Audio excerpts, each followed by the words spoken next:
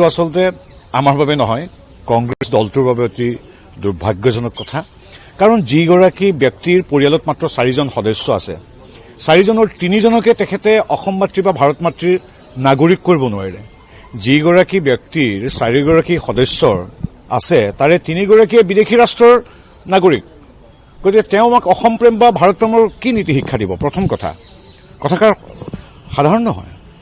এগৰাকী সাংসদ, এগৰাকী প্ৰাতস্মৰণীয় ব্যক্তিত্বৰ সন্তান, অসমৰ প্ৰাক্তন 3বাৰৰ মুখ্যমন্ত্ৰীৰ সন্তান, তেওঁ পৰিয়ালৰ 4জন সদস্যৰ ভিতৰত 3জনেই বিদেশী ৰাষ্ট্ৰৰ নাগৰিক বুলি তেওঁলোকে স্বীকাৰ কৰিছে, স্বীকাৰোক্তি দিছে।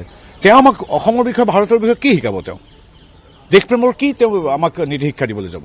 পাকিস্তানৰ সৈতে সম্পৰ্কিত এটা পৰিয়ালৰ মুৰব্বীজনক কংগ্ৰেছে অসমৰ মানুহৰ, কংগ্ৰেছীসকলৰ দায়িত্ব দি দিছে, অসমক লৈ বা ভাৰতক লৈ সপোন ৰচাৰ কথা কল্পনা কৰিছে।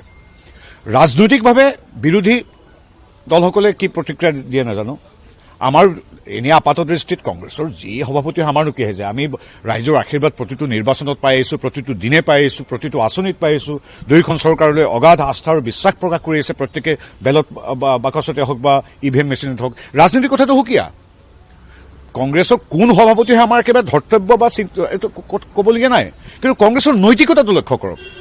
যিজন মানুহ পাকিস্তানলৈ যোৱা বুলি চৰ্চা চলি আছে, অভিযোগ উঠিছে, প্ৰমাণ হ'বলৈ গৈ আছে, যিজন মানুহে পাকিস্তানত গৈ 15 দিন বা 10 দিন থাকি আহিছে বুলি প্ৰমাণ হ'বলৈ গৈ আছে, 192খন ৰাষ্ট্ৰ বাদ দি যিজন মানুহে এগাল ডেকা ল'ৰাক নি পাকিস্তান দূতাবাসত ট্ৰেইনিং দিছে, যিজন ব্যক্তিৰ সহধৰ্মিনী পাকিস্তানৰ সৈতে নিবিড় সম্পৰ্ক আছে বুলি কংগ্ৰেছেই স্বীকাৰ কৰিছে।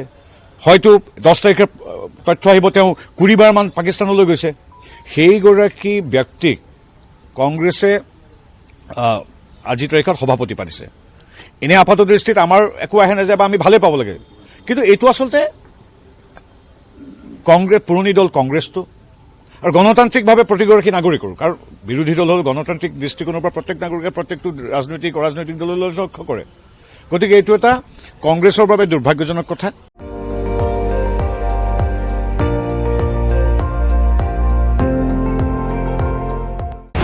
আপুনি চাই আছে ND24, সৰ্বশ্ৰেষ্ঠ নহয়, সৰ্বোত্তমৰ দৌৰ।